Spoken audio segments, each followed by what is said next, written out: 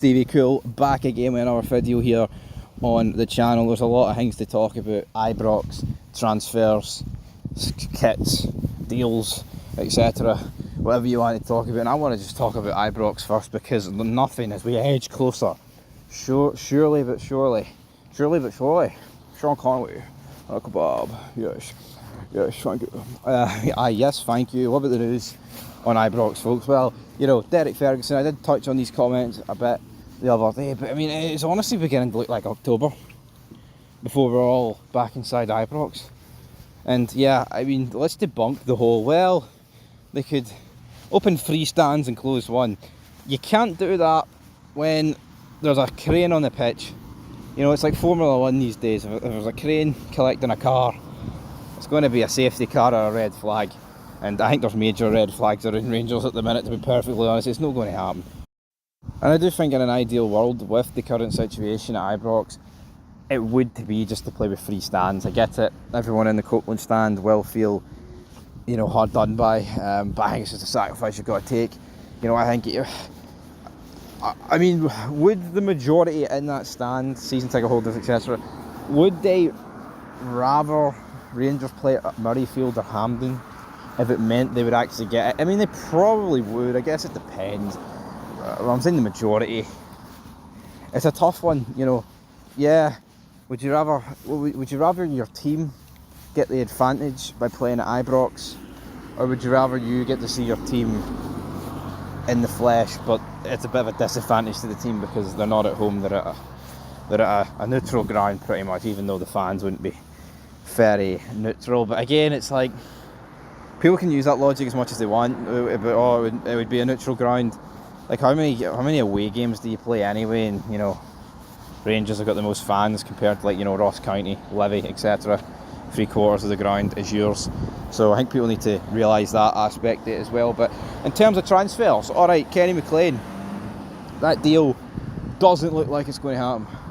There's a V6 engine, don't know if it was a V6, didn't really, just wasn't an F1 car, right? It wasn't a Max Verstappen, to say the least, right? So obviously, what am I even talking about here? Kenny McLean.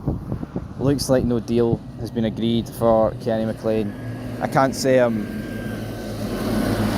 surprised at this. It's one of those ones, like, if you're going to do it, put us out of our misery and get it over with. But if you're not, then don't drag it on all summer long, man. It's like, oh, do you want a Premier League player / Championship Rangers man over the hill and far away? But in terms of Rangers here, I mean, I guess shout out to Yanis Hadji. He was the last man standing from Rangers. Not that we were blessed with millions of Rangers players at the Euros. Yeah, I mean, who? I guess Liam Kelly, but I mean, he actually signed that deal with Motherwell just to get that bonus. So I can't really argue that Liam Kelly was a Ranger. Who else? Was Yanis Hadji the only Rangers man at the Euros? I'm going to be really dumb if it was somebody else. Anyway, yeah, shout out to Yanis Hadji. His team get beat, was a 3-0. I mean, I was watching it. In the Hilton, and then I was at a graduation yesterday, and then I was watching it, eating a big fucking juicy steak. So, aye, everybody, shout out to Yanis Hadji. Give the guy a chance. I was like Steve Clark. No, not Steve Clark. Phil, give the guy a chance. You know, some people can't see it, but with these transfers, right, it's the same as when they whip out like an AC/DC line. It's like, you know, us lads in marketing, we'll whip out an AC/DC shirt, put a bit of red, white and blue on it, and these dumb bastards leak it up. That's exactly what they think. Now, obviously, most people wouldn't have bought anything from that AC/DC lounge, but if you're a big fan of AC/DC and you support Rangers, you probably would have, right?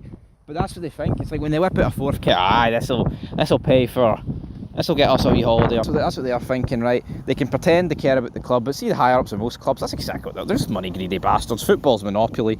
It's not what it used to be. It's not for the fans anymore. I mean, they can pretend it is. It's money orientated. But here, you didn't need me to explain that. But that's what it feels like with these signings. And talking of signings, well, this signing's not going to happen because Yusuf from Bayern Munich, Yusuf Ramadani, I don't care, man. He's away, he's joined Augsburg, looks like he's more comfy in Germany. Moving on, shall we?